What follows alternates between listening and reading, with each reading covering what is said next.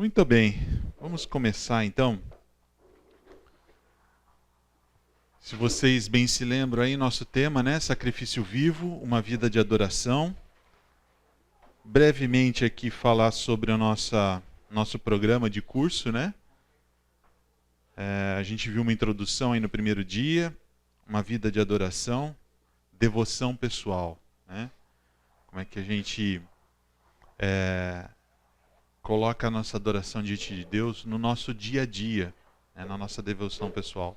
Semana passada, o Zébio falou aqui pra gente sobre ouvir a voz de Deus, né? Que nada mais é do que o contato com a palavra, né? E fazendo aqui uma breve revisão aqui, né? Vimos alguns pontos. Então, primeira delas, leia para amplitude. Se lembram disso? Qual que era a ideia aqui do ler para ter amplitude? O que vocês se lembram? Ninguém lembra, né? Hã? Entender toda a passagem bíblica. Isso. A gente fazer uma leitura, diria assim, despretensiosa, no sentido de conhecer de ponta a ponta como é que as coisas se encaixam, como é que a história se encaixa, né? Uma leitura para ter contexto, né? Ainda não necessariamente num grau de profundidade grande, mas a gente tem um hábito de leitura que traga para a gente essa amplitude da palavra, né? Que, poxa, a palavra engloba aí 1.600 anos aproximadamente, né, Eusébio, de escritos aqui, né? Então, a gente conhecer um pouco o quanto ela abrange, que histórias existem, como que elas se intercalam, né? Isso é bastante importante para nós. Além da gente ter amplitude, a gente também precisa estudar para profundidade. Aí sim, aí é o estudo que a gente gasta um pouco mais de tempo para entender o que o Senhor está querendo falar para a gente em cada pedaço, né? Então precisamos de profundidade. A gente viu também que nossa vida tem que envolver um meditar. A própria palavra fala muito sobre meditar, né? E a gente viu a diferença entre o meditar bíblico e o meditar que o mundo fala, né? Que o mundo fala é esvaziar a mente, né? E o que a Bíblia fala é a gente meditar dia e noite, constantemente as coisas do Senhor estarem em nossas mentes, para a gente estar sempre se lembrando, sempre mastigando aqueles conceitos que a gente aprendeu, né? Esforce-se para memorizar. A importância da gente ter a palavra guardada na mente da gente, para ela ser sacada nos momentos que a gente mais precisa, né? Comentei isso uma outra vez também sobre músicas, né? Muitas vezes a gente canta músicas que na hora do aperto, né, vem aquele refrão, aquela frase daquela música. Obviamente, a gente busca se embeber de músicas que falam da palavra, né? Muitas vezes a gente canta músicas que são textos bíblicos, literais, né? Então não deixa de ser a palavra memorizada por nós e sacada nos momentos em que a gente mais precisa, né? E a persistência para que isso vire um hábito, né? A gente viu algumas dicas, o Eusébio passou para a gente, algumas formas da gente fazer isso permear a vida da gente, a gente ter práticas diferentes para que isso tudo passe a ser um hábito na vida da gente. Muito bem. E aí hoje nós vamos ver esse tópico que é ser ouvido por Deus, né? Que nada mais é do que a oração, né? Sermos ouvidos por Deus. É quando a gente fala com Ele, quando Ele nos ouve. Então, para começar, vamos começar com uma oração. Eusébio, você pode orar por nós, por favor? Obrigado, Pai, por mais uma manhã que o Senhor nos permite. E, além disso, podermos nos encontrar para fazermos o que é mais especial na vida, Senhor, que é ouvir a Tua voz. Que o Senhor possa usar a vida do Renato, tudo o que ele estudou, se preparou para nos auxiliar e nos acrescentar, para sermos cada vez mais diante de Ti indesculpáveis, Senhor. Que o Senhor nos ajude a praticar o que vai nos ouvir, para que possamos ser para a Tua glória, Senhor. Tendo ouvido a Tua voz e aprendido contigo, podemos também reagir orando, sempre falando, aquece os nossos corações nesse momento, para te ouvir, para aprender. Eu peço em nome de Jesus Cristo. Amém. Amém. Pessoal, talvez uma das coisas que mais precisem ser trabalhado na mente de alguém que se aproxima do Senhor, né, que se converte, é esse conceito de que Deus quer se relacionar conosco, né? Talvez a gente tenha aqui origens diferentes, histórias diferentes de vida, né? Eu venho de uma origem católica, né? Então Deus para mim era um Deus distante, eu não sei, talvez seja a minha experiência, né? Mas era um Deus distante, era um Deus envolto em muitos rituais, né, para se chegar a Deus, né? Hoje em dia também a gente conversando com amigos, né, trabalho, escola, a gente vê que existe um conceito de uma força maior, né, de um universo que conspira para as coisas darem certo, né? Então parece que é uma energia, uma força que é impessoal, né? E talvez uma das maiores descobertas para a gente seja essa, de que Deus é uma pessoa que busca se relacionar com a gente, né? E para isso, Ele usa algumas coisas. Então, por exemplo, Deus usa a palavra dele. A gente aprendeu isso, né, semana passada. Deus usa a sua palavra para se relacionar com a gente. Ele usa também a igreja, o contexto onde nós estamos, né, as pessoas que também congregam junto conosco, né, para se relacionar conosco através da igreja.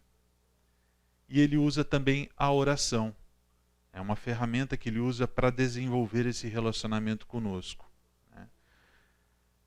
Agora, essas coisas que ele usa, o que são na verdade? A palavra nada mais é do que a sua voz, é a voz do próprio Senhor falando conosco, né? A igreja é o seu corpo, é o corpo do Senhor dado por nós, né, e para nós, e que nos congrega, nos une como corpo diante do Senhor. E a oração são os seus ouvidos. Então nós temos um Deus que integralmente está dedicado em se aproximar e se relacionar conosco, né? E aí dentro desse contexto então entra a oração, né? Então a oração é algo relacional, é algo pessoal, né? Se a gente for pensar, se Deus quer desenvolver um relacionamento com a gente, todo relacionamento envolve isso, né? Envolve falar e ouvir, né? Se você tem amigos, né, o seu cônjuge, seu namorado, né, ou namorada, e vocês não falam ou não ouvem o que o outro tem para falar, não se desenvolve relacionamento. Na verdade, acho que as maiores crises de relacionamento estão na comunicação, né? Como se comunica, né? Aquele marido que não fala, né? Só, né, fica quietinho lá, não se posiciona. A mulher que fala e às vezes não para ouvir, né? Mas vou ouvir que se ele não fala nada também, né? Então, comunicação é uma coisa complexa no relacionamento, né? E para nossa reflexão, né, o ouvir, a gente precisa exercitar muito o ouvir, porque qualquer relacionamento em que você não é ouvido, ele se desgasta, né? Muitas vezes você precisa ser ouvido, né? É cansativo às vezes relacionamento que só a outra pessoa fala. Parece que, né? Parece que você não se mostra, né? Parece que a pessoa não te conhece, né? Então, relacionamento é mão dupla, né? E a nossa relação com Deus, ela também é assim. Ela também envolve a comunicação, né? Só que a gente precisa pensar que essa relação com Deus, ela não começou em nós. Essa relação com Deus, ela começou em Deus. Então Deus é quem primeiro buscou o relacionamento conosco, né? Se a gente pega a história bíblica, nós vamos ver isso. Nós vamos ver Deus constantemente se aproximando do homem, mas nas nossas histórias pessoais, nós também vemos isso, né? E aí eu queria ouvir um pouco de vocês. Como que Deus se aproximou de vocês? Ou algum de vocês aqui, em algum momento, falou assim, preciso de Deus, vou buscar a Deus. E começou a buscar a Deus. não tenho dúvida de que esse momento aconteceu. Mas se a gente voltar um pouquinho antes, a gente vai perceber que coisas aconteceram em nossa vida que nada mais eram do que Deus se aproximando, do que Deus nos buscando. O que vocês se lembram, pessoal? Gostaria de ouvir um pouco a história de vocês, brevemente assim. O que aconteceu na sua vida que Deus falou com você? Falou entre aspas, né? Deus te buscou para começar esse relacionamento.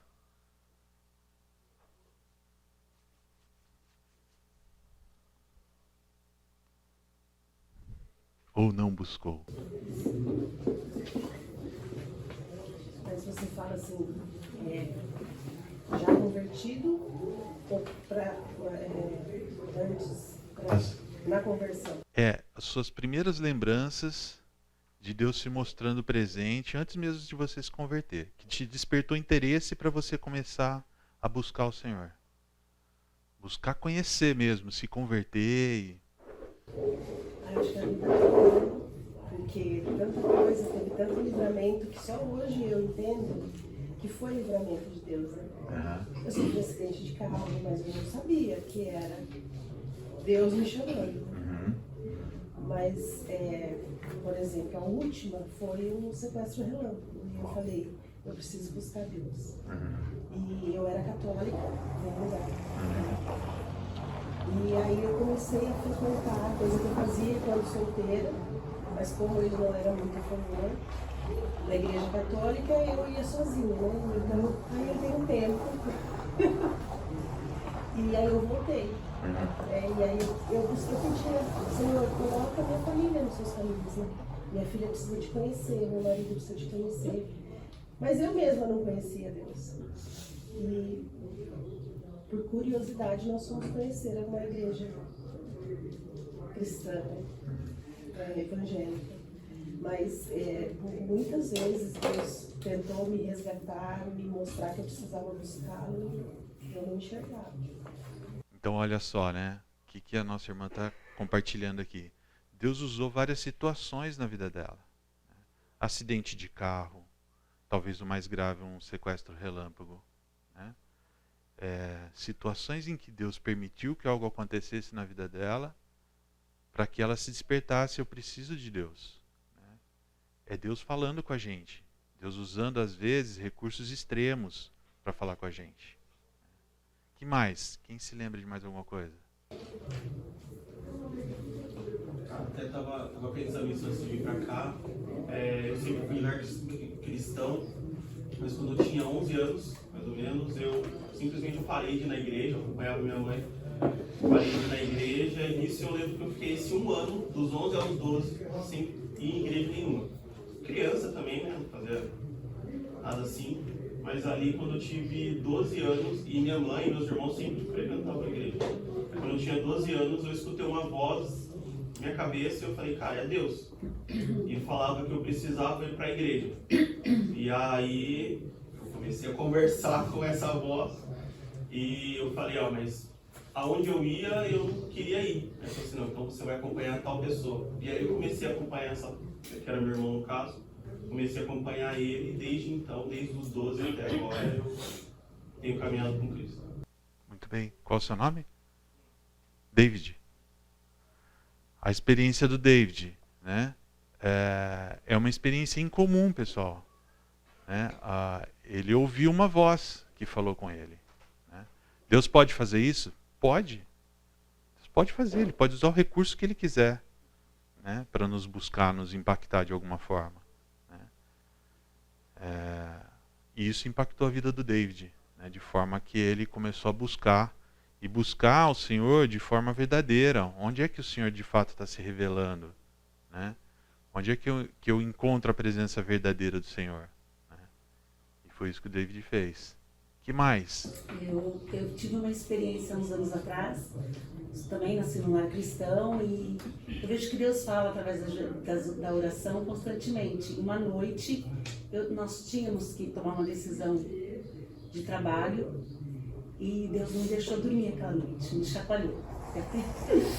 E eu gosto muito de dormir, excelente claro, e ele falou comigo numa outra sala em casa. Passei a noite em oração e foi o despertar dele. E ali veio a resposta do que eu precisava.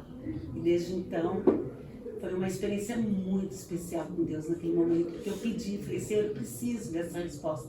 E ele me deu aquela noite de tarefa de oração que eu passei com ele.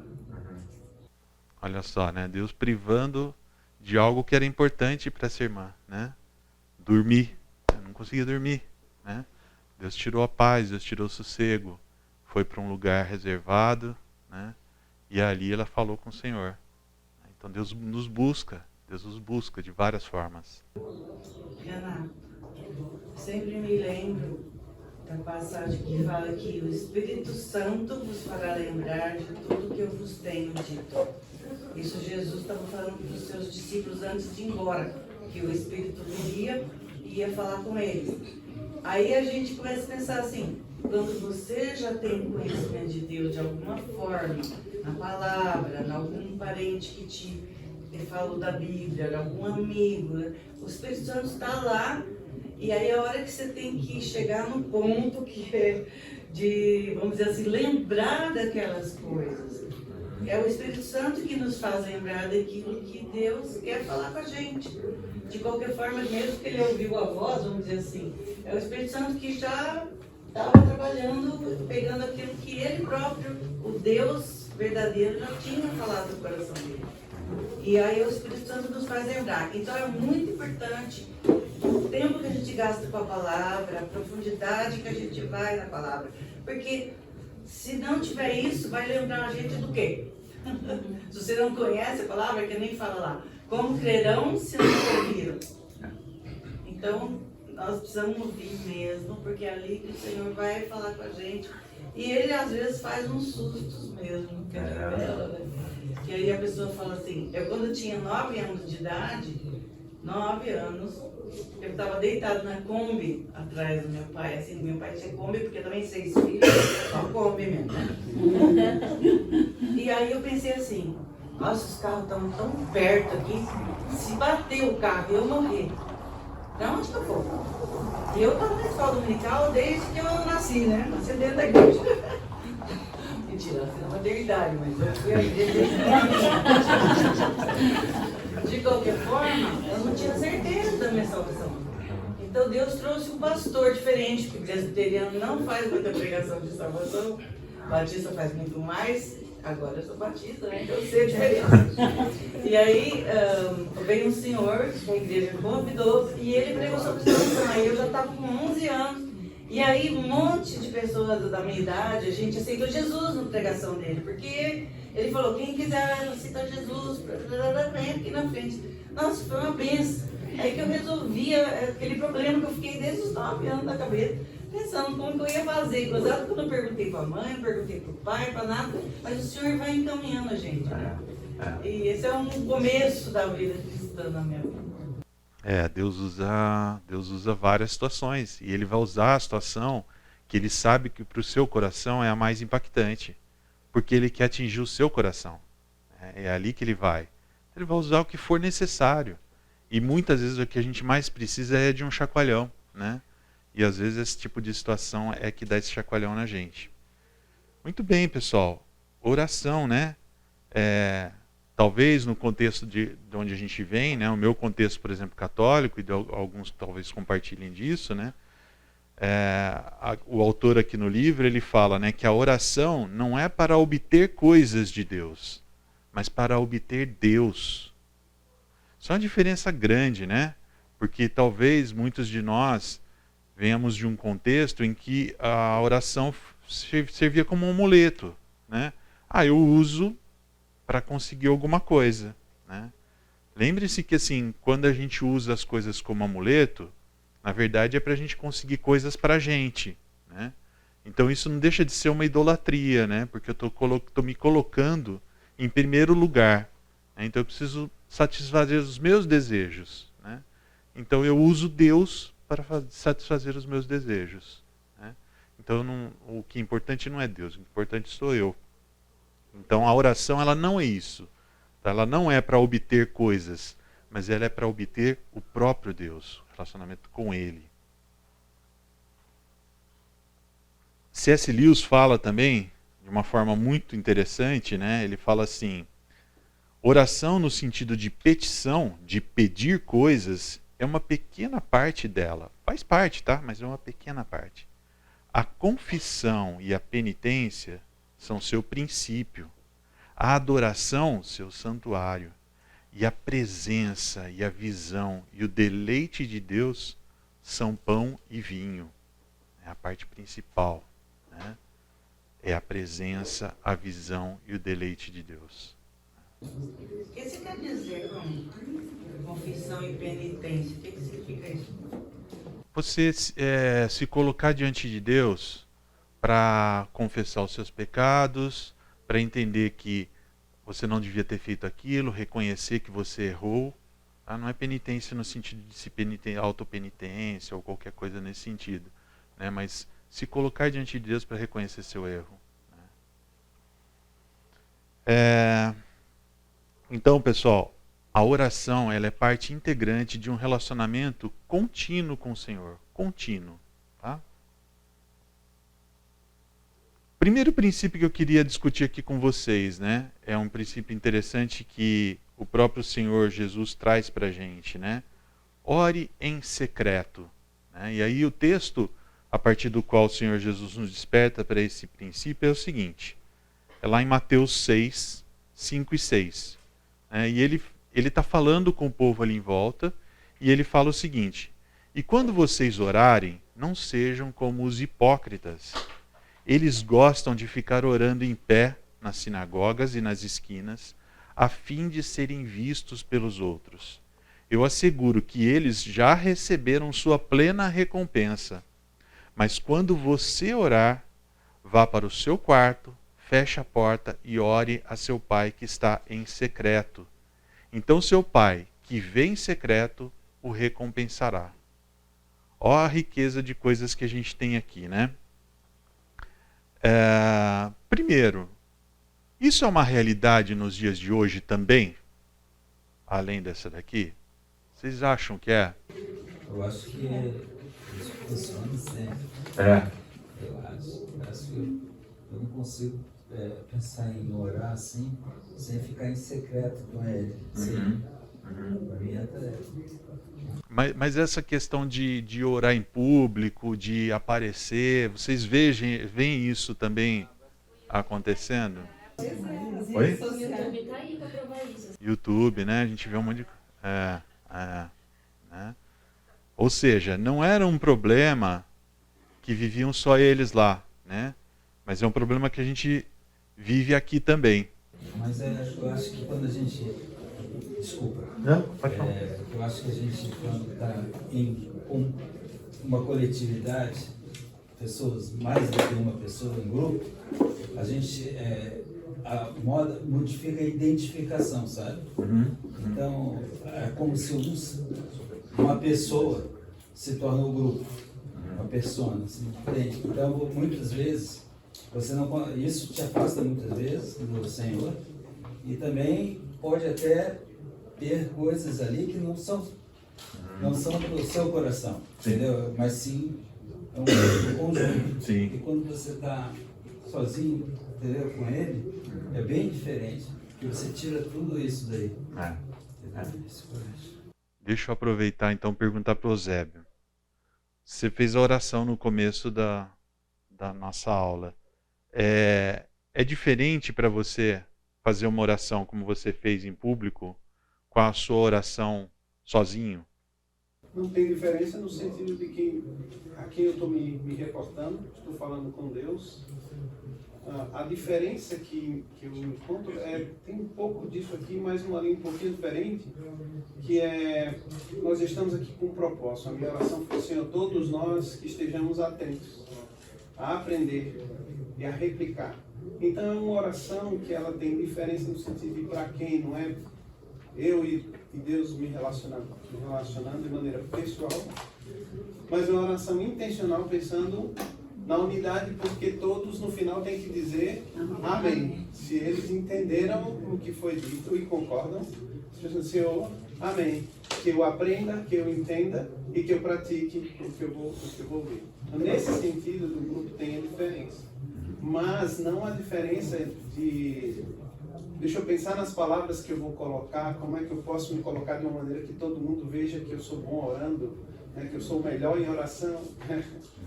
Não nesse sentido. Então, nesse falar com Deus, isso sou eu. É a maneira como eu falo com Ele em casa, em qualquer lugar. Perfeito. Percebem, pessoal, os riscos, né, a dificuldade de, na hora de você falar, ter esse cuidado que o Eusébio falou de... Será que eu estou me preocupando com as palavras que eu estou usando, da forma que eu estou falando, as ilustrações que eu uso na hora que eu falo, para parecer que eu sou mais espiritual, para parecer que eu sou o craque da oração aqui? Né? Pode falar. Teve uma ocasião, quando eu me converti com 14 anos, foi a primeira vez que eu orei em público, foi em uma situação, acho que eu já devia ter 15 ali, que eu já estava participando do coral. E estava todo mundo na hora do lanche, que tinha todas as pessoas ali reunidas, eram bastantes pessoas, não eram poucas. E eu não sei o que deu na cabeça do presbítero, ele virou e falou assim: Sandro, ora agradecendo a comida. E eu me lembro até hoje, foi automático, ele falou para eu orar, eu baixei a cabeça e pedi para Deus: Deus, obrigado pela comida. Em nome de Jesus, amém. Esse foi muito assim, espontâneo, rápido, e eu achei super normal. Depois que eu terminei a oração, aí eu percebi que um estava rindo, o outro estava rindo, o outro estava rindo. E isso, o que causa? Causa entender que eu orei errado e que talvez eu devesse: Senhor, obrigado por esse dia. E hoje, esse maravilhoso, quando o sol bateu na minha janela e os raios entraram. Então, acaba que levanta as pessoas a terem que orar de uma certa forma que não é nem objetivo.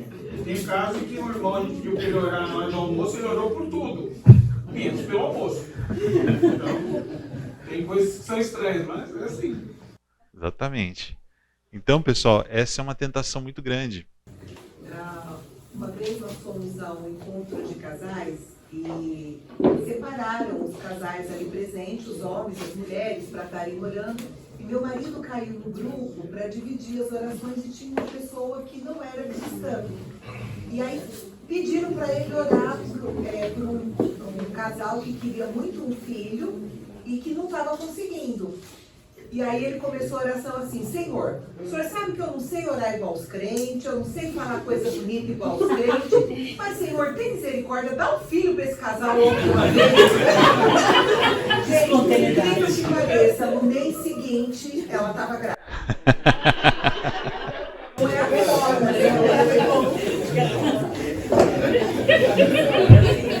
Mas olha só, pessoal, eu não sei a experiência de vocês.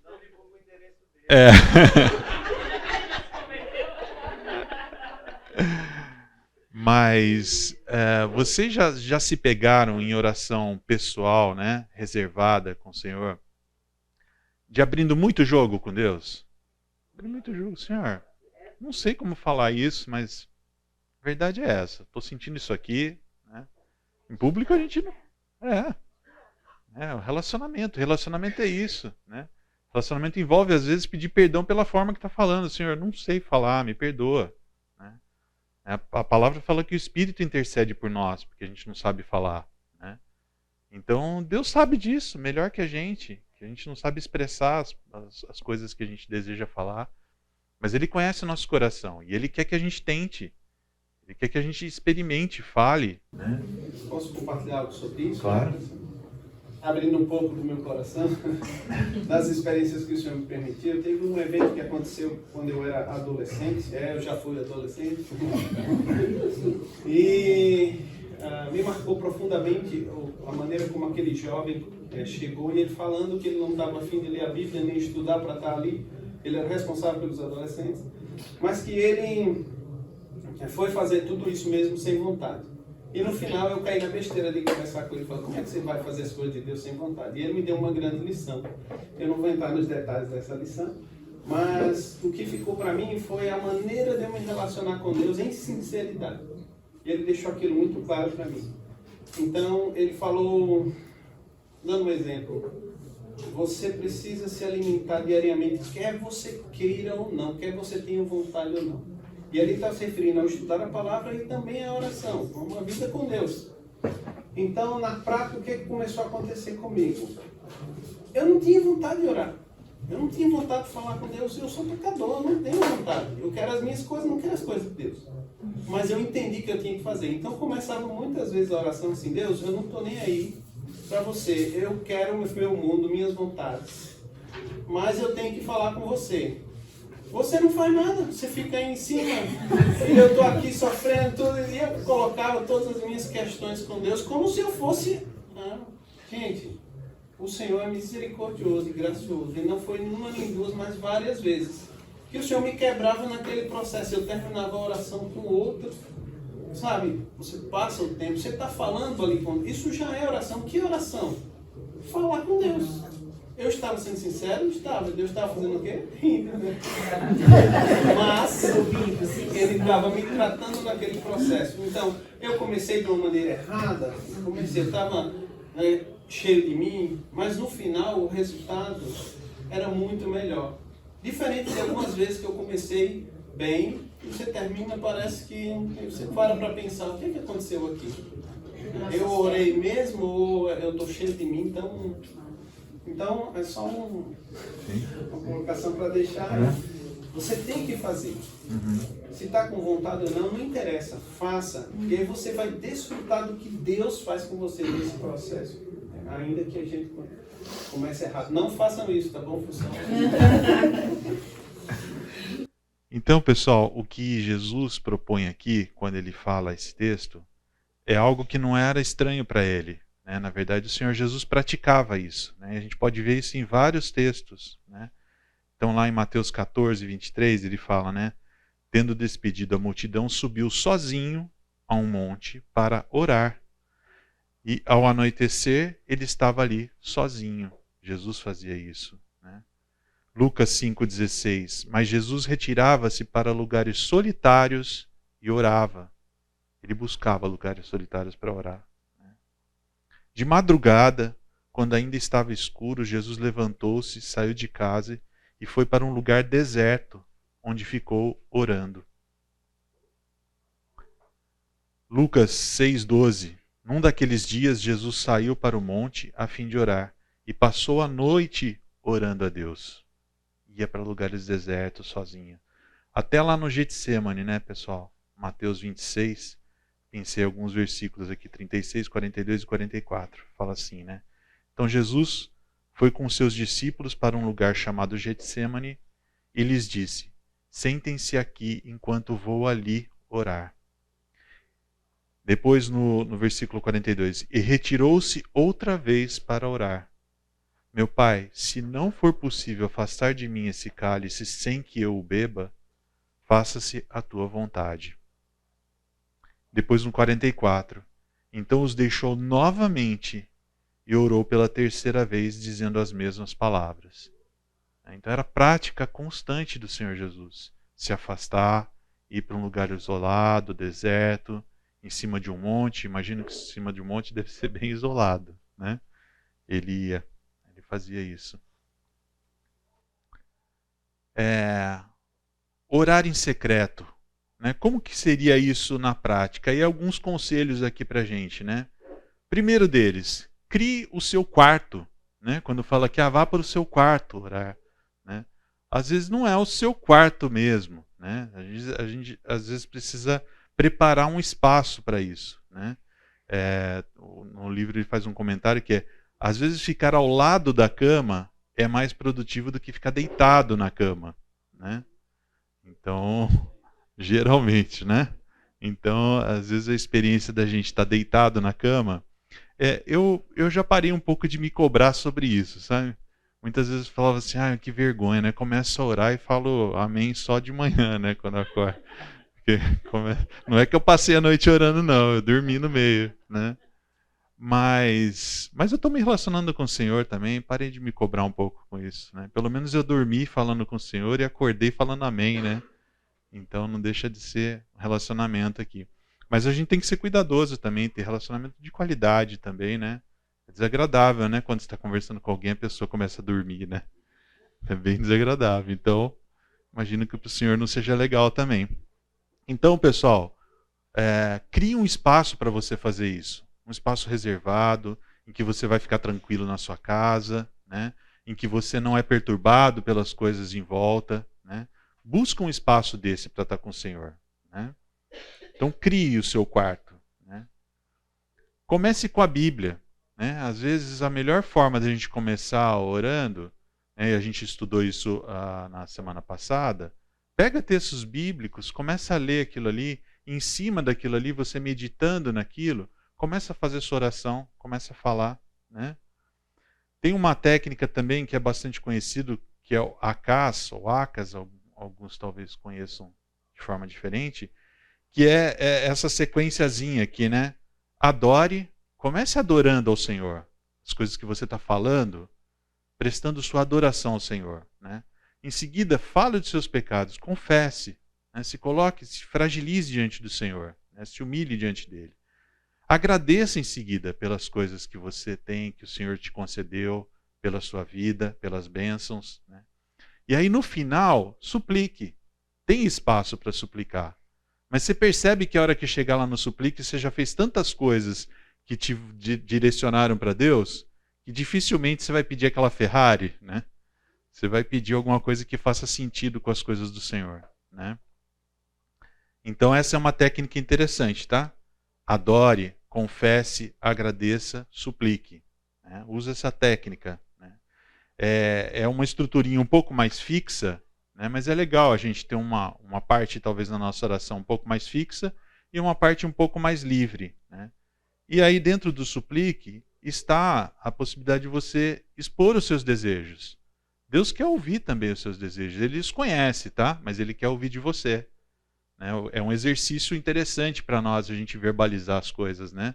Porque às vezes a gente vê o quanto ridículo é o que a gente está pedindo, né? Então verbalizar às vezes é importante, até para a gente refletir no que a gente está pedindo, né? Desenvolve aquilo que você está pensando, que você está pedindo, né? Faça isso como uma prática ali para você, né?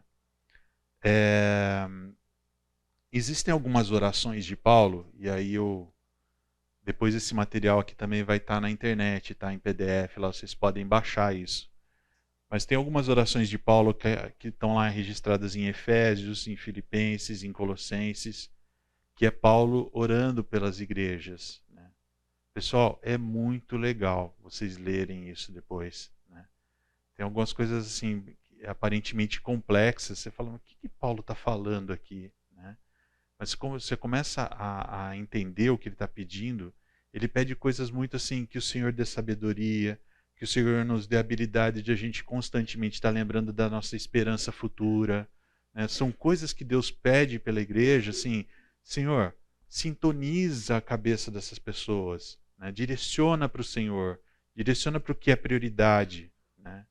Então são orações muito ricas, você não vê pedindo coisas, você vê pedindo sabedoria, esperança, né? Que as pessoas cresçam no Senhor, né? Então leia essas orações, né? Olhe para essas orações. Se Paulo pedia isso pela igreja, devem ser coisas muito importantes para nós termos, né? Então não deixe de desejar essas coisas e pedir essas coisas, né? E um outro conselho aqui é, renove sempre o seu processo de fazer o seu tempo com o Senhor. Muda um pouco, né? Não tem... Existem formas de fazer. Eu já passei, por exemplo, por listas, né? Ter listas de oração que você vai marcando o que você já orou, o que não orou. Já usei aplicativo, não sei quantos já fizeram isso também. O aplicativo vai lembrando as coisas que tem para orar, uma forma de registrar também. Ou você pode usar, por exemplo, a sua rotina diária, né? Você já está planejando o que você vai fazer durante o dia, sabe os desafios que vão ter ali, você já consegue ir colocando diante do Senhor, vidas de pessoas que você vai lembrando, de situações que estão acontecendo, você já consegue colocar diante do Senhor. Então, forma é forma, tá, pessoal? Você tem que, cada um de nós aqui somos pessoas individuais, né? Então nós temos jeitos próprios, às vezes a fórmula de um não funciona no outro. Não se prenda a isso, encontre o seu jeito. E experimente jeitos diferentes, né? Você pode renovar isso, você pode fazer de formas diferentes isso. Beleza, pessoal? Vamos para o nosso intervalo, daqui a pouquinho a gente volta. Pessoal, eu queria aproveitar que, como por enquanto é um privilégio só meu, né, que eu vivo há 29 anos casado com a Cris, né, para quem não conhece minha esposa, tenho o privilégio de testemunhar uma vida de oração bem interessante que para mim é muito referência. Então eu gostaria de trazer o testemunho dela para vocês aqui e pedir para ela falar brevemente aqui com a gente, tá bom?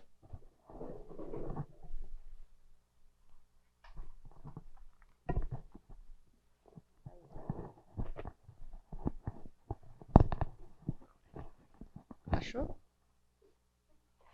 Bom, gente, eu tenho estudado na minha hora devocional Gênesis, né? E Deus é incrível e hoje eu estava lendo sobre Moisés, né?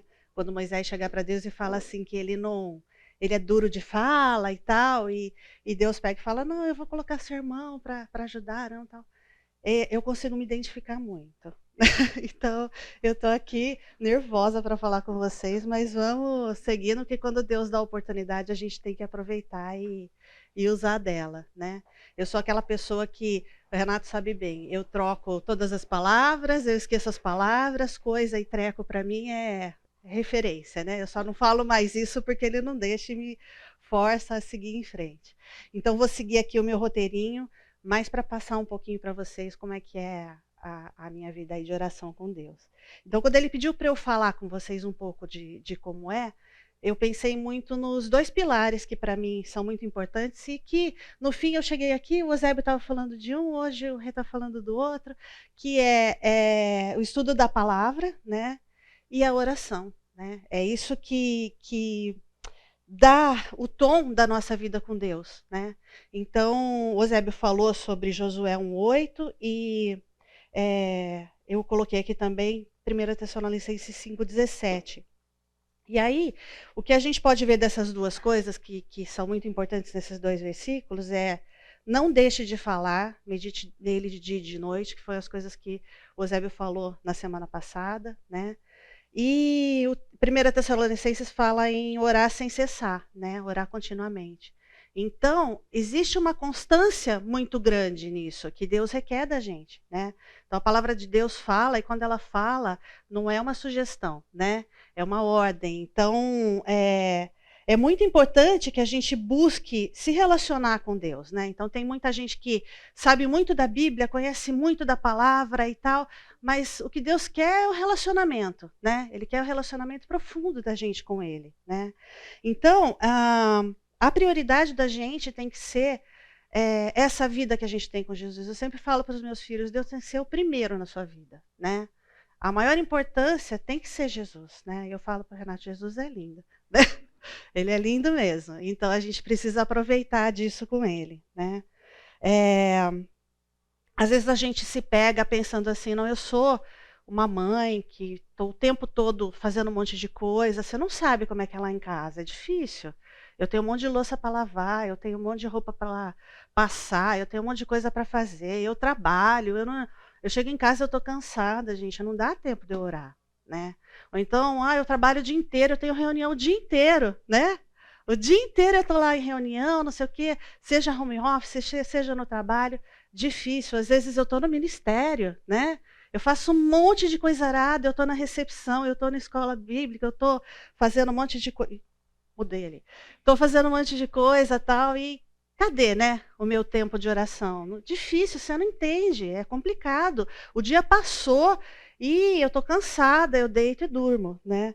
Mas tem uma escritora que eu peguei aqui o nome dela, é Leslie Ludd. Ela fala o seguinte, é uma escritora americana. O tempo na presença de Deus nos dá o combustível espiritual que precisamos para viver a vida consagrada para a qual Ele nos chamou, né? Então, eu acho que muitas vezes a gente deixa os cuidados do mundo tomarem conta da gente, né? E deixa o nosso relacionamento com Deus em segundo plano, né? Aí, o que eu queria compartilhar com você? Que Deus foi muito bondoso comigo. Ele me resgatou, eu tinha 16 anos de idade só, né? Então, eu pude viver uma vida, estou vivendo uma vida desde a minha adolescência com o Senhor, né?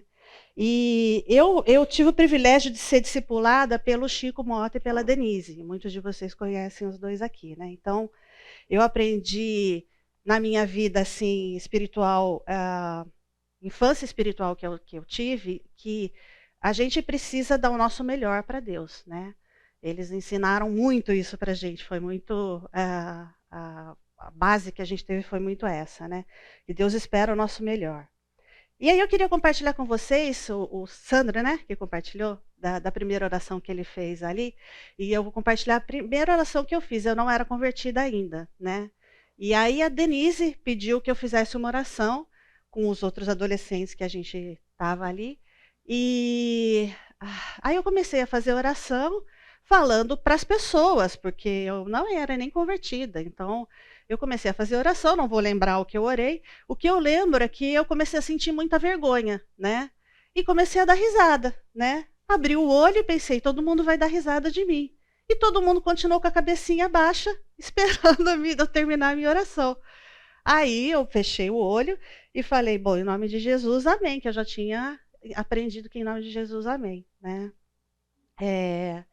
Então, foi uma coisa assim que Deus foi me ensinando depois como falar com Ele, né?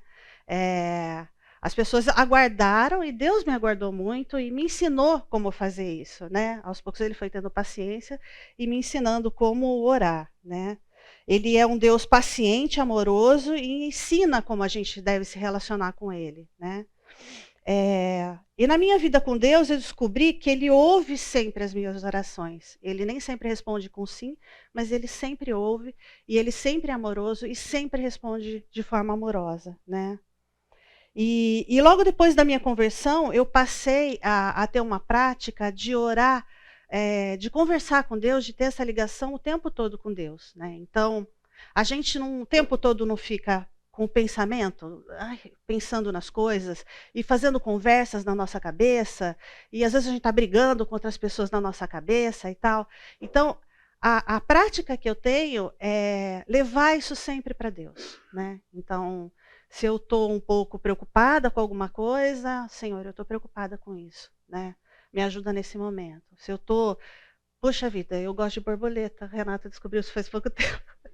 Então, eu tô andando pelo caminho e Deus sempre coloca umas borboletas lá, porque eu gosto, acho bonito. Gente, que coisa linda. Obrigado, Senhor, que essa borboleta bonita apareceu na minha frente aqui.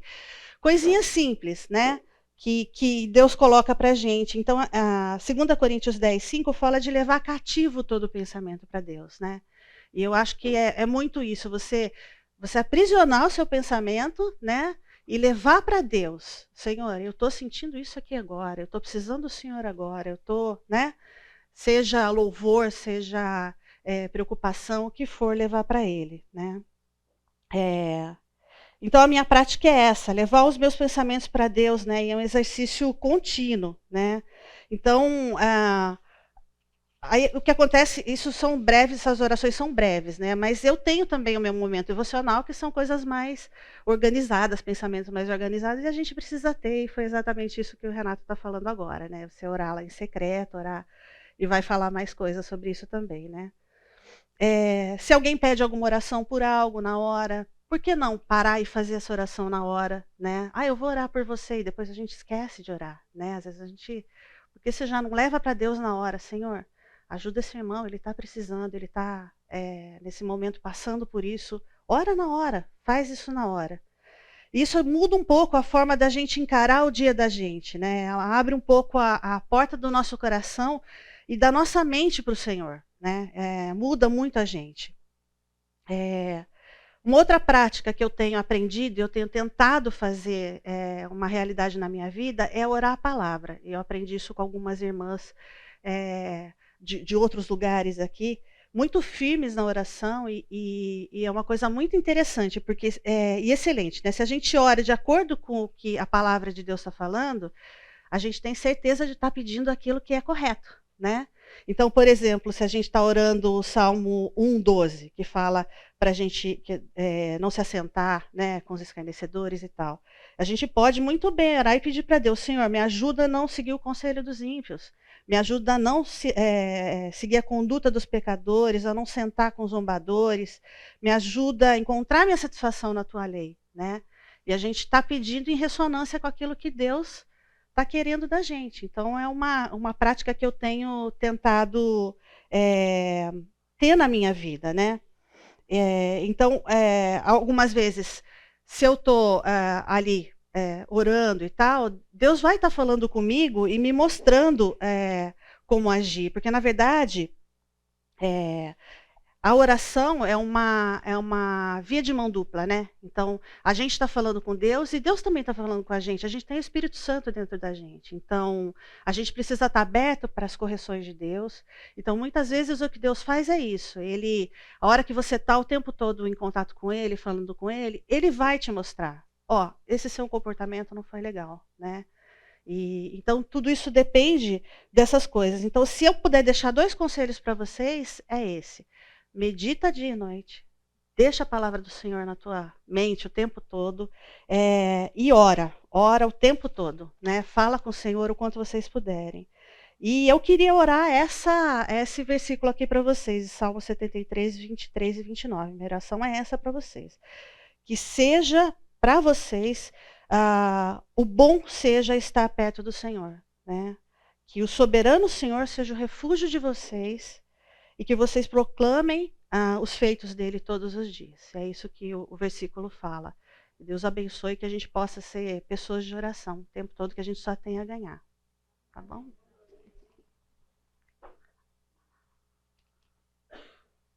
Vamos lá tirar.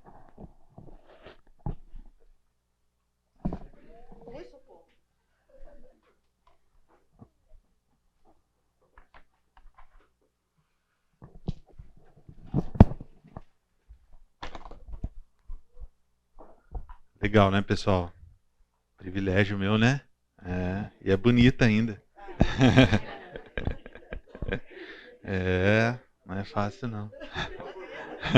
Babuleta, minha babuleta.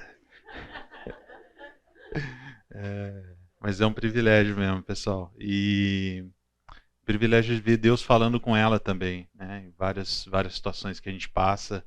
E às vezes ela testemunhando, né? Falando que em algum momento de tensão, né? Pô, o que a gente vai fazer aqui agora, tal. E ela falou assim, foi tão nítido a hora que eu tive aquele sentimento de Deus falar assim, alguma vez faltou alguma coisa para você? E dar aquele baque, né? E olhar para a vida da gente, a nossa vida como família, né? Falar, é verdade, né? Alguma vez faltou alguma coisa? Então, é muito rico isso, gente. A gente poder falar com Deus, poder ouvir de Deus, né? É muito rico. São experiências bastante importantes. E aí emenda com esse tema nosso aqui, né? Leve a oração durante o dia. Né? Então a Cris aqui mostrou uma forma, como ela faz isso. Né? Quantos de vocês já falaram para algum irmão, pode deixar meu irmão, vou orar por você. E nunca mais lembrou. Lembrou quando viu de novo, às vezes o problema já resolveu. Né? Então é uma prática interessante, né? Fala, pô, tá passando por aquilo e tal. Eu vou orar por você. Na mesma hora, em pensamento, já ora. Né? O Senhor sabe o que a pessoa está passando. Né? Ela acabou de descrever para você. Né? Já ore por ela. Né? Então levar o Senhor, levar a oração durante o dia com a gente. É importante ir para um lugar secreto, nosso quarto? Sim. Mas leve para o seu dia. Né? Existem algumas orações que a gente pode sussurrar, né? Depois de sairmos do quarto. E a palavra nos incentiva a fazermos isso. Né? Se vocês se lembrarem lá em 1 Tessalonicenses, está lá, orai sem cessar. Né? É disso que a gente está falando. Né? Na oração, perseverantes, Romanos 12 fala isso. Perseverar em oração. Perseverar, se mantenha constante em oração. Né? Perseverai na oração, de novo, Colossenses 4:2. Orando em todo o tempo. Né? Todo o tempo, Efésios 6:18. Né? Como é que eu faço para orar em todo o tempo? A gente é muito habituado a segmentar a vida da gente, né, pessoal? O que é sagrado, o que não é sagrado, o momento de fazer isso, o momento de fazer aquilo. De forma alguma eu estou aqui desincentivando a gente a ter tempo de qualidade com o Senhor. Né? A gente viu isso, nós precisamos parar, estudar, reservar um tempo bom para fazer isso. Mas, gente, nossa vida não para. Né? O dia a dia está aí. E aí é até feio, né? A gente falar assim, pô, não tenho tempo. Como não tem tempo, né? A gente falou aqui sobre redes sociais, né? Quanto tempo a gente gasta, né, para as redes sociais? Por que, que a gente não está orando? Por que, que a gente não está estudando a palavra? Né? E o próprio Senhor Jesus, né, nos diz isso, né? O dever de orar sempre e nunca esmorecer. A gente tem essa tentação de esmorecer, de fraquejar, né? Então a palavra está permeada desse tipo de incentivo para nós. Né? O Tim Keller, ele fala o seguinte, né? Em qualquer lugar que Deus se encontra, lá está a oração. Uma vez que Deus está em toda parte e é infinitamente grande, a oração deve permear toda a nossa vida. Isso faz muito sentido, né? Se Deus é tão grande, está em todo lugar, a oração deveria fazer parte de toda a nossa vida. Né? Um outro conceito legal aqui para a gente falar, orar juntos. Né? A gente falou de orar reservado, a gente falou de levar a oração durante o nosso dia. E orar juntos? O que a palavra fala sobre isso? Né? Se tem alguém que não precisava de companhia para orar, esse alguém seria o Senhor Jesus. Não precisava, pensa bem. Por que ele precisaria de alguém para fazer companhia para orar? Né? Mas ele fazia isso. Lucas 9:28, né? Aproximadamente 8 dias depois de dizer essas coisas, Jesus tomou a Pedro, João e Tiago num barquinho, né? Não, esse não estava no barquinho porque ele subiu o monte para orar, né? Tomou esses 3 homens e foram juntos orar. Certo dia Jesus estava orando em determinado lugar. Tendo terminado, um dos seus discípulos lhe disse, Senhor, ensina-nos a orar, como João ensinou aos discípulos dele. Então veja só, ele estava em algum lugar orando, mas podem perceber que tinha gente próximo, tinha gente em volta. É a ponto de a hora que ele parou de orar, alguém chega lá, ensina a gente a orar. Né? Então ele tinha companhia. Certa vez Jesus estava orando em particular, e com ele estavam os seus discípulos. Então lhes perguntou, quem as multidões dizem que eu sou? Está lá em Lucas 9:18. Olha que interessante, né? Jesus estava orando em particular. A gente pode falar assim, ele estava sozinho, né? Não, ele estava com os discípulos. Ele estava num lugar privado, com um grupo de pessoas. Estavam orando. Né? E pode ver, oração, a coisa segue por uma pergunta que ele faz para as pessoas e ali se desenvolve uma conversação ali. Né? Então, pessoal, que isso nos mostra? Que existem formas de orarmos juntos. Existem várias formas. Né? Nós podemos orar juntos com amigos. Né? Nós podemos orar juntos num discipulado. Né? Num grupo pequeno, as coinonias, os grupos nos lares. Na própria igreja, a igreja tem momentos específicos de oração, né? Estimula alguns momentos muito voltados à oração. Então existem formas diferentes de se fazer isso. Né? E aí, queria trazer alguns conselhos práticos aqui para a gente, né? De como é que a gente pode colocar isso na prática. Primeiro, torne isso de uma forma regular. O que eu estou querendo dizer? Né? Às vezes, pessoal, você tem... A Cris mesmo, um pouco tempo atrás, ela falou, tem uma pessoa que me procurou para a gente estar juntos. Mas é um discipulado? Não. Então, assim, às vezes a gente tem mania de rotular um pouco as coisas, né? Não, nós vamos nos encontrar para conversar, orar juntos. Né? Então, elas regularmente se encontram e oram juntas. Né? Então, nós podemos fazer isso e é legal a gente tornar isso regular. Né? Vamos criar uma rotina. Uma vez por semana, uma vez a cada 15 dias, uma vez por mês, o que for mais prático. Né? Estabelece um tempo definido para essas coisas acontecerem, né? Porque às vezes fica aquela coisa, vamos... Aí desanda, né? Parece que não deu certo. Aquela sensação que não deu certo é horrível. Né? Então, estipula um prazo para as coisas acontecerem. Depois, quando terminar aquele prazo, né, você recombina a meta. Né? Então, você recombina, né? Por um período a mais. Tal, tá? É uma prática legal. como eu tinha falado antes, e a Cris também falou, comece com as escrituras, né? Pega um texto juntos, leem o texto, orem a partir daquele texto, né? Orar junto com o outro. Limita o tempo de compartilhamento. Isso às vezes é prudente, tá, pessoal? Porque às vezes a gente gasta mais tempo compartilhando do que orando, né? No nosso discipulado acontece muito isso, né? Às vezes a gente compartilha tanto e é uma necessidade muitas vezes mesmo a gente compartilhar. É importante, né? Mas a gente precisa limitar porque nós precisamos orar, né? Incentiva também no grupo brevidade e foco, né, para as orações. A gente ser breve, objetivo.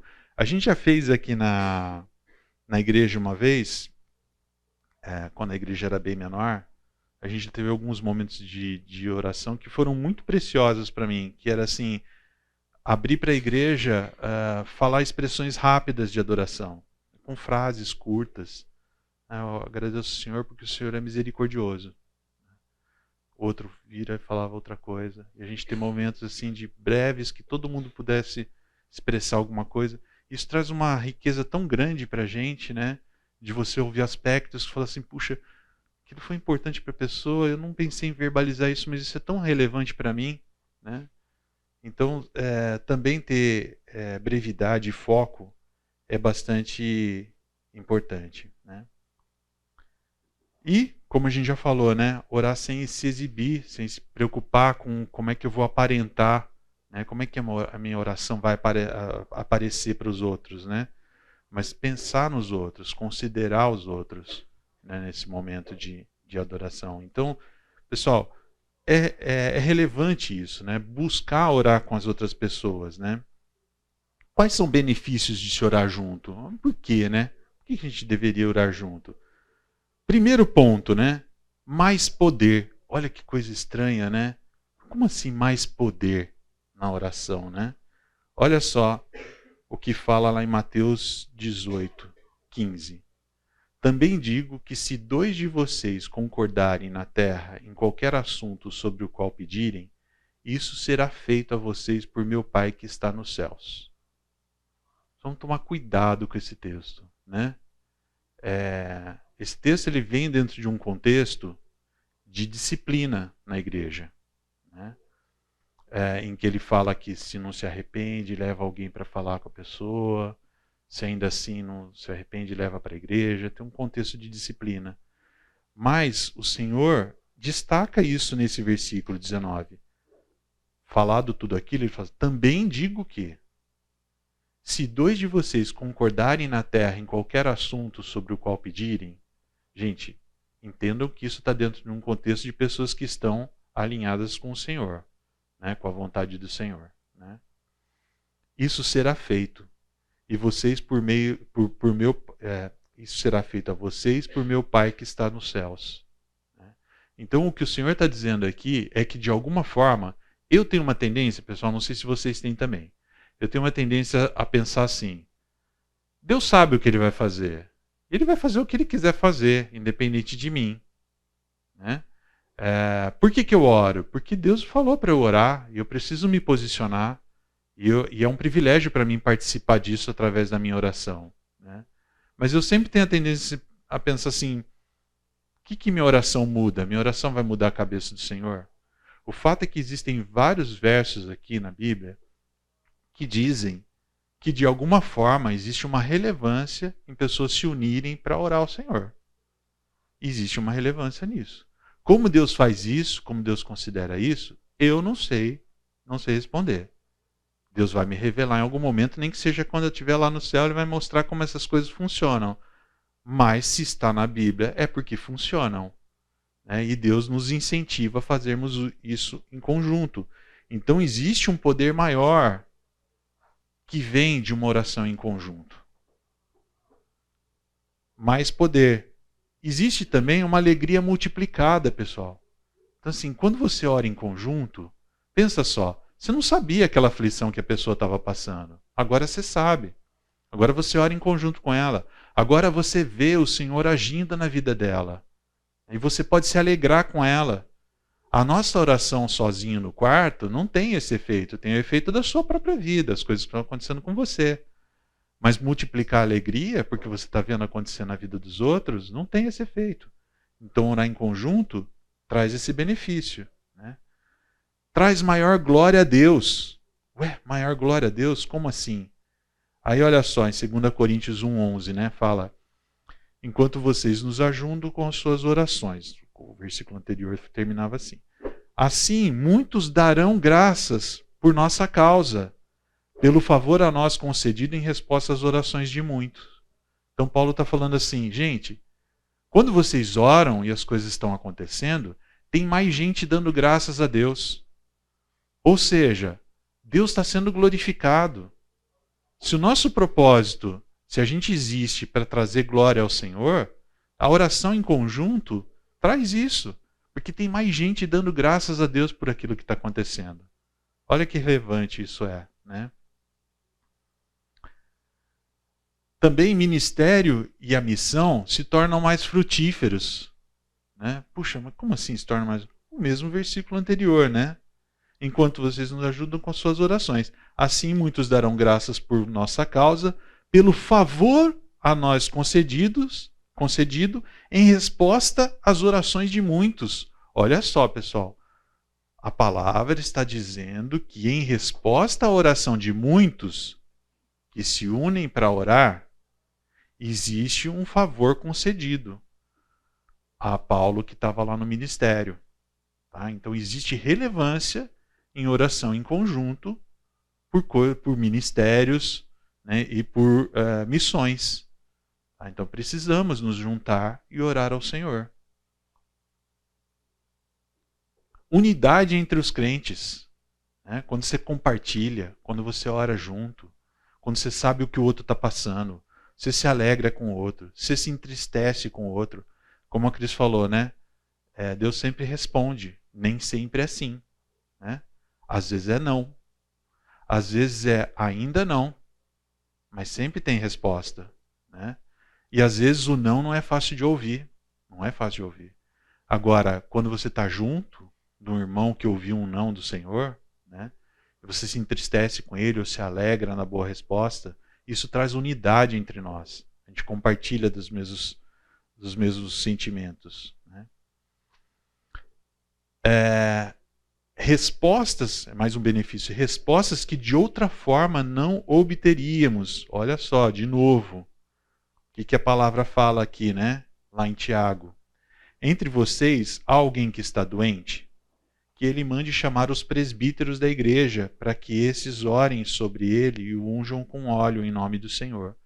A oração feita com fé curará o doente. O Senhor o levantará. E se houver cometido pecados, ele será perdoado.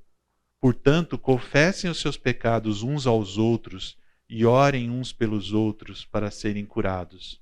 A oração de um justo é poderosa e eficaz.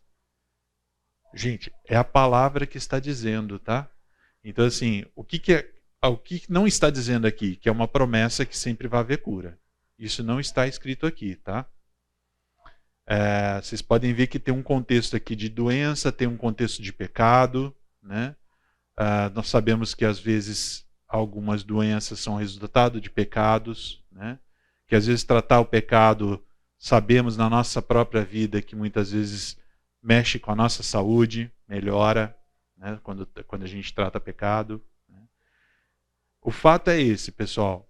Quando nós oramos, a nossa oração em conjunto, ela é poderosa e eficaz. Aí ela pode trazer resultados diferentes do que se a gente não orasse ou não orasse em conjunto. Aprender a crescer em nossas orações. Né. Muitas vezes você está ali orando, você vê a pessoa expressar uma coisa de um jeito, fala, nossa, eu nunca pensei em falar assim com o Senhor. Quando o Eusébio falou, nunca pensei em falar assim com o Senhor, ainda bem, né? Não é? Mas, gente, é uma ousadia, né? Que Deus de alguma forma honrou aquela ousadia, né? Se revelando a Ele. Né? Mas nós podemos crescer na forma de nós orarmos, quando a gente percebe outras pessoas orando, né? E como elas fazem. Nós vamos conhecer mais uns aos outros. detalhes das vidas das pessoas, né? Compartilhando com elas. E nós vamos conhecer melhor a Jesus, como Jesus é lindo, né? A gente vai conhecer melhor a Jesus. Pensa só, né? Respostas que vêm de orações, né? A gente olhar e falar assim, nossa, gente, olha como que Deus revelou na vida dessa pessoa. Quer dizer, essas coisas podem acontecer na minha, né? Conhecer aspectos de Jesus que talvez você nunca tenha experimentado, né? Mas que na experiência do outro você pode conhecer. Tim Keller fala, né? Ao orar com amigos, você será capaz de ouvir e ver facetas de Jesus que ainda não percebeu. Isso pode acontecer. A gente também estava falando um pouco antes aqui no intervalo, né? De que a gente compartilhar aqui entre nós, a gente conhece coisas no relacionamento do Senhor que talvez a gente não tenha experimentado até agora. O nosso relacionamento com Deus, que é hoje, não é o mesmo que era no ano passado, que era na pandemia, que era antes da pandemia. Eu acho que muitos de vocês conseguem olhar para o relacionamento de vocês hoje e falar assim, é diferente de antes da pandemia. Espero que para melhor, né? Mas muda, gente, muda. É para evoluir. Aqui um tema interessante, para mim foi bem interessante, né? Afie as afeições com o jejum. Então nós falamos aqui, né, de orar em secreto, de levar a oração para o nosso dia a dia, de orar em conjunto com os irmãos, e agora falando um pouco de jejum, né? E aí uma curiosidade minha, quem aqui já praticou o jejum? Algum momento na vida? Legal, bastante gente. Legal. O que é o jejum, né, pessoal? O que é o jejum? Primeiro, que eu gostaria de falar, de novo, reforçar, não é um amuleto, tá? Não é uma moeda de troca, não é uma barganha que a gente faz com o Senhor. Ó, vou fazer isso, né, em troca daquilo. Não é uma promessa para aqueles que vêm de uma origem mais católica, né? Fazer aquela troquinha, né, com o Senhor. Ah, se conceder isso, eu vou lá no santuário, né? De novo, reforçando a questão da idolatria, pessoal. Quando a gente faz coisas querendo algo em troca para benefício próprio, quem está sendo beneficiado, buscando benefício, é nós mesmos. Então é uma idolatria, tá? Existem alguns propósitos espirituais expressos na Bíblia para o jejum, né? O jejum, se a gente olhar, talvez em culturas mais antigas, tal, fosse muito mais comum para eles, uma prática mais comum, né, mais evidente na cultura deles e é diferente do que é para nós, né? Mas existem alguns propósitos expressos ali na palavra. Por exemplo, fortalecer a oração, né, em Esdras 8:23, Joel 2:13, Atos 13:3. Né? Buscar a orientação de Deus. E aqui eu vou passar um pouquinho mais rápido, mas depois vocês vão ter todos esses versículos no material, tá? Expressar lamento também é um propósito. Buscar libertação ou proteção, outro propósito. Expressar arrependimento e voltar para Deus. Tem vários textos que mostram isso. Humilhar-se diante de Deus. Expressar preocupação com a obra de Deus, ministrar as necessidades do próximo, vencer a tentação e dedicar-se a Deus, e expressar amor e adoração a Deus. Tá? Existem várias formas aqui, vários propósitos que a gente poderia ter. E esse autor, né, o Donald Whitney, ele faz um resumo que eu achei bem interessante. Né? O jejum ele pode ser a expressão de ter encontrado o maior prazer e alegria na vida em Deus. Olha que interessante, né? O jejum como uma expressão física, real, de que nós encontramos um prazer e uma alegria maior na vida que está em Deus. Né? Nós vivemos num mundo, né, que busca muita satisfação pessoal, né? Ainda mais comida, né? Tudo é gourmet hoje em dia, né? Tudo é gourmet. Né? Então, a busca por prazer e por alegria é constante. Tudo que a gente vê em redes sociais é tudo voltado para isso. Né? E quando a gente para e de alguma forma a gente implanta uma disciplina dessa na nossa vida, com um propósito específico espiritual, tá? Eu vou detalhar isso depois, talvez não hoje, mas a gente detalha. O jejum ele pode nos ajudar a redirecionar a nossa bússola, né? Talvez aquele ronquinho no estômago, né, nos ajude a lembrar assim, nossa, tão importante quanto eu me alimentar é eu estar em contato com o Senhor, né? Então o jejum pode trazer alguns benefícios nesse sentido para a gente. John Piper ele fala o seguinte, né, que o jejum é o servo faminto da oração. Ele revela a medida do domínio da comida sobre nós, ou da televisão, do computador, ou qualquer outra coisa a qual nos submetemos para ocultar a ausência da nossa fome por Deus. Olha que interessante isso. Ele corrige ao intensificar a seriedade de nossa oração e dizer com o nosso corpo que a oração diz com o coração: desejo estar satisfeito apenas com Cristo. Pessoal, hoje eu vou parar por aqui. Nós vamos retomar na aula que vem a partir desse versículo aqui e a gente encerra o assunto de jejum, tá? Então, por favor, não jejuem ainda essa semana, que nós vamos ver as formas de fazer isso, tá bom? Deixa eu fazer uma oração para a gente terminar então. Senhor nosso Deus, Pai, nós queremos te agradecer, Pai, queremos louvar o Senhor, porque o Senhor nos resgatou, o Senhor é um Deus amoroso, o Senhor nos buscou, Pai, de formas milagrosas, de formas impressionantes. O Senhor chamou nossa atenção a Ti, Pai. Nós queremos te agradecer, porque o Senhor nos provê com Sua palavra, ou seja, o Senhor fala conosco, o Senhor nos provê com seus ouvidos, o Senhor nos ouve, Pai, através da nossa oração. E o Senhor nos provê com Sua igreja. Queremos te louvar pela nossa, Pai. Fique com esse domingo nosso. Nos ensine a mantermos constantemente em oração a Ti e nos ministre na próxima semana também. É o que nós te pedimos em nome de Jesus. Amém.